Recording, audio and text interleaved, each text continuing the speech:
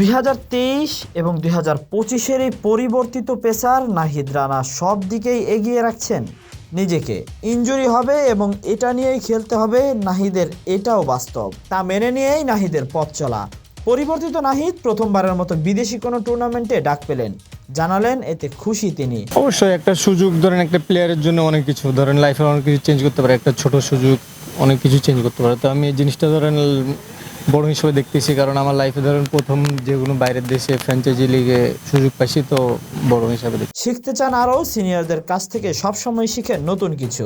Champions ট্রফিতে বাংলাদেশের এই বোলিং লাইন আপ হতে পারে যে কোনো দলের জন্যই বিপজ্জনক। হ্যাঁ অবশ্যই, ধরেন ন্যাশনাল টিমে এক্সপিরিয়েন্স আছে, ইয়াং প্লেয়ার আছে, সবাই আছে, তো ওভারঅল মিলে সব কিছু ভালো হবে ইনশাল্লাহ। তবে এসব নিয়ে না ভেবে নাহিদ চোখ রাখছে সামনের দিকেই। নিজের বোলিংয়ে আরও ভ্যারিয়েশন আনার চেষ্টায় আছে এই পেসার।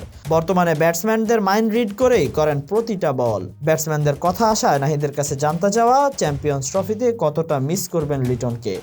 তিনি জানান যে লিটন বাংলাদেশের 1 নম্বর ব্যাটসম্যান। সে দলে থাকলে অনেক ভালোভাবে সামাল দিতেন ব্যাটিং ইউনিট। তার দলে না থাকায় হয়তো মিস করবেন তাকে সবাই।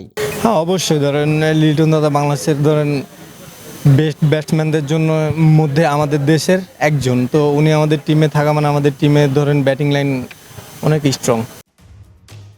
Tahsin Ahmed, BD archive.